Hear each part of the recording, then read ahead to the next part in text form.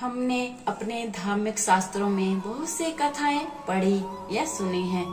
जब श्राप या वरदान दिए गए ये सत्य भी हुए हैं। आखिर ऐसा किस शक्ति के द्वारा किया गया? क्या वह शक्ति आज भी संसार में है? अगर है तो कहाँ है? क्या ये शक्ति किसी भी इंसान के अंदर हो सकती है? ये तो हम सब जानते हैं कि जो कुछ होता है ईश्वर के मर्जी से ही होता है। हमारा धर्म हमें बताता है कि हम जब भी साधना, पूजा या अपने ईश्वर को याद करें तो संकल्प जरूर करें। संकल्प लिए बिना कोई भी पूजा पूर्ण नहीं मानी जाती। आखिर क्या है ऐसा संकल्प में? संकल्प ही वह शक्ति है जो इस पूरे संसार को ईश्वर के साथ जोड़ती है। संकल्प ही तो है जिससे किसी भी इंसान को श्राप या वरदान दिया जा सकता है। संकल्प की शक्ति को समझने के लिए हमें उससे जुड़ी हुई अन्य शक्तियों को समझना होगा। संकल्प के साथ जुड़ी हुई सबसे पहली शक्ति है वाक शक्ति। शब्दों के द्वारा किसी का हित या अनहित करने की इच्छा जागृत होती है तो ये भावनाएं इंसान के अंदर एक तीव्र शक्ति पैदा करती हैं। और क्योंकि हम उस भगवान का ही एक अंश है, वो वाक शक्ति हमें भी ब्रह्मांड को आदेश देने की शक्ति प्रदान करती है। इसी वाक शक्ति से दूसरी शक्ति पैदा होती है, वह मानसिक शक्ति।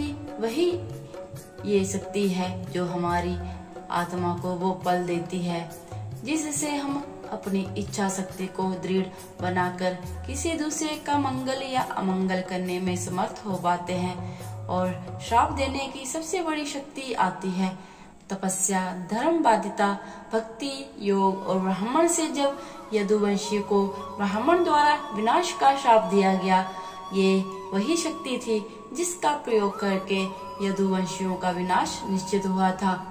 जब समय आया, अपने आप घटनाएं ऐसी होती चली गई और वे श्राप सत्य सिद्ध हो गया। यही है संकल्प की शक्ति। जब हम सत्य, निष्ठा, वाक शुद्धि से कोई संकल्प लेते हैं तो समस्त सृष्टि उसे सत्य सनातन भगवान के तुल्य मानती है। अब से जब भी पूजा करें संकल्प लेके करें, फिर उस व्यक्ति का प्रभाव देखिए। अब जानते हैं कि संकल्प के लिए क्या जरूरी है। संकल्प करने से पहले आचमन बहुत आवश्यक है। मन का शुद्धिकरण अति आवश्यक है। हमारा अंतःकरण बहुत से विकारों से युक्त है। उन विकारों को अपने से दूर कर पाना बहुत कठिन है। यही काम आती है मन की एकाग्रता को, जो भगवान में हमें अपना मन स्थिर करने की शक्ति प्रदान करती है, ताकि हमारी वाक शक्ति से ऊर्जा प्रदान हो सके। तब हम जो संकल्प लेते हैं वो सीधा उस सत्य सनातन भगवान के कानों में पहुंच जाता है। आप सभी ने दुर्गा सप्तशती पढ़ी होगी। क्या आपको पता है सप्तशती भगवान शिव द्वारा कही हुई है और दुर्गा सप्तशती पढ़ने से पहले उसका उत्कीर्तन करना बहुत ही आवश्यक है, अन्यथा उसका संपूर्ण फल नहीं मिलता है। दुर्गा सप्तशती का पाठ किया जाता है संकल्प से। दुर्गा सप्तशती पढ़ने से पहले ये संकल्प किया जाता है कि हे माँ, जो कुछ मेरे पास है मैं आपको समर्पित करती हूँ। और फिर मन धारण करें कि माँ उस समर्पित भेंट को अपने प्रसाद के रूप में आपको दे रही हैं। और आप बोले, माँ मैं आपके दिए हुए भेंट को ग्रहण करती हूँ। फिर दुर्गा सप्तशती का प्रभाव देखें। पहले हमने माँ जगदम्बा को भेंट किया और फिर प्राप्त किया, यही सबसे बड़ी भेंट है। श्राप देने की जब किसी को श्राप दिया जाता है तो जो श्राप देता है उसकी तपस्या और योग शक्ति और पुण्य का क्षय होता है, क्योंकि इसी शक्ति का प्रयोग करके श्राप को संचालित किया जाता है। यहाँ मैं आपको एक छोटी सी कथा बताना चाहूंगी। जब भगवान श्री कृष्ण ने उत्तरा के गोद में मरे हुए परीक्षित को जीवित किया जो अश्वत्थामा के ब्रह्मास्त्र से मर चुका था।